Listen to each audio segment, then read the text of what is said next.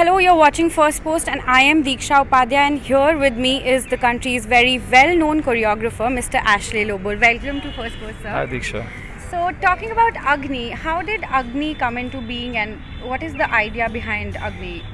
AGNI is a contemporary dance piece and abstract contemporary dance piece, and it was always my dream 20 years ago when I came to India to have a contemporary dance company that could go out to the world. You know, every country in the world has usually a contemporary dance company and a ballet company. Correct. In India, we are the only ones who don't have that. So it's always been my wish to do that. So 5 years ago, I started Navdhara, and AGNI is our second piece. The concept of AGNI is basically AGNI's fire. So fire is like passion.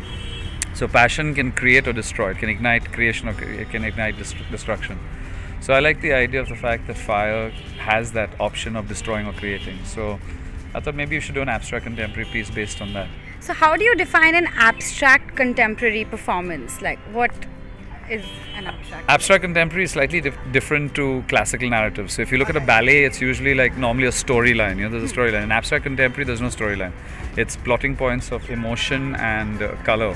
So for example, if you're looking at a modern art painting, if you look at an abstract painting, there are just images, and the audience is supposed to get what they can get out of that image.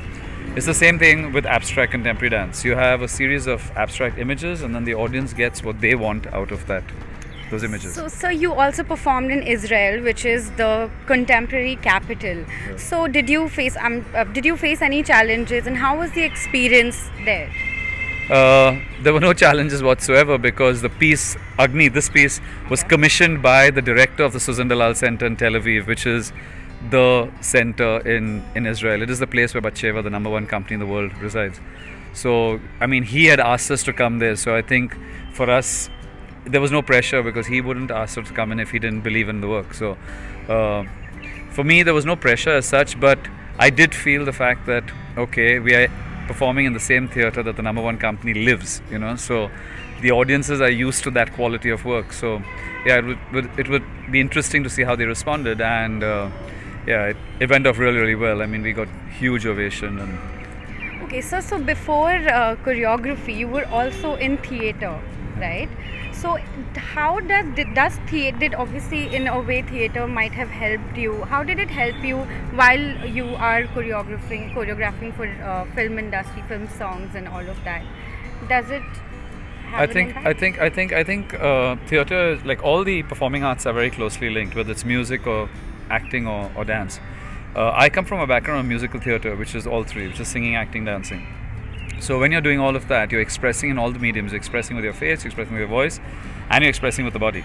So for me, it's holistic, it's more complete. So I always believe that in any form, it's very important to interact with other forms. For example, I think it's very important for a dancer or an artist or a choreographer or a composer to interact with, let's say, a painter. Because a painter, in the composition of a painting, it's also layered.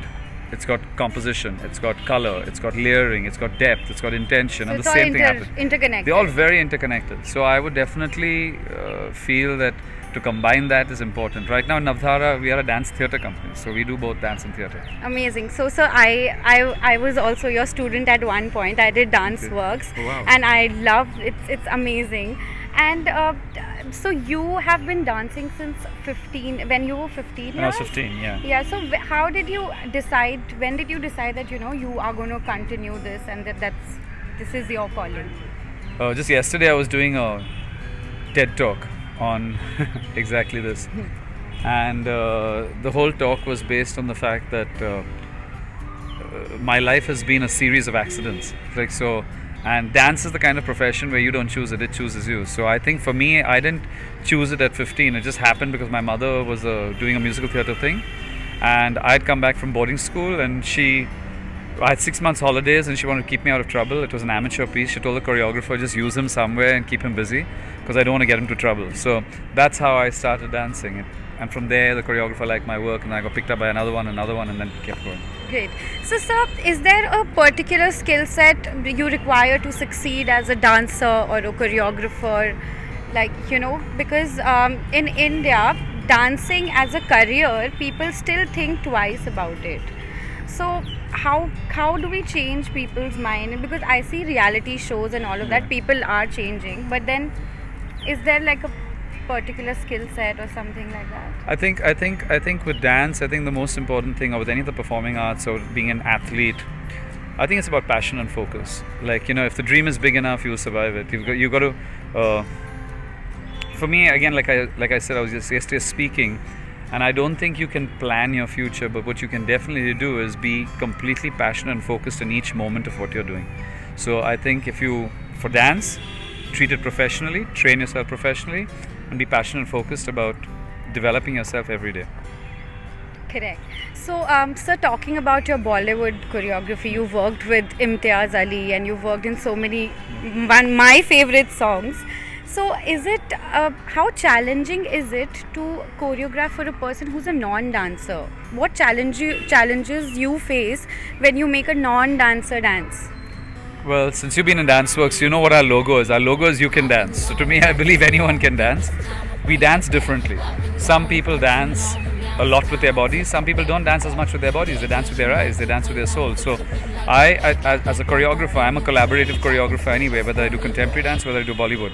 It's about figuring out what the artist has to offer, and then me taking what I have and marrying that with what the artist has to produce something. So for me, I believe each dancer has something to offer. You know, what some people consider a non-dancer, for me is I consider it like an unusual dancer.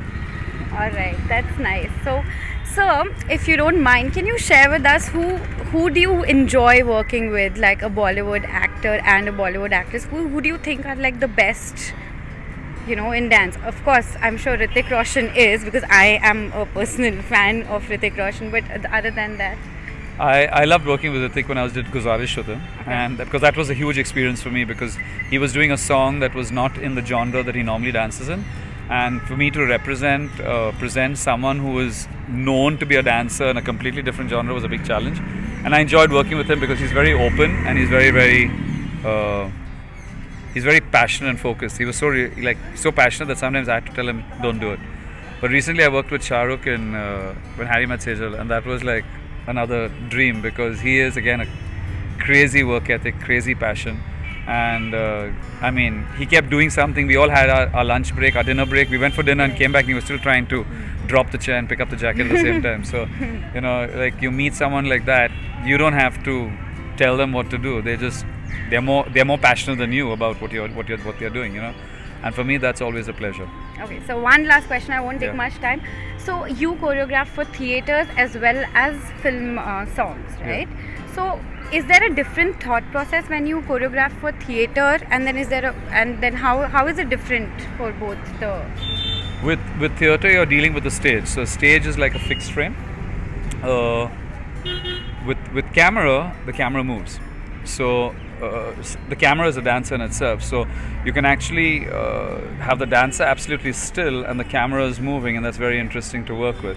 Also with the camera you have different lensing, so the lensing also decides how your narrative is going to go. With the stage it's a fixed frame, so the audience is seeing only a wide angle, you know, and they're seeing a fixed wide angle. So it's a little different, but on stage you can use wipes and a lot of movement. With camera you can also use wipes and movement, so it's interesting because one's fixed and one's like moving frame. Thank you so much for talking to us. You can dance.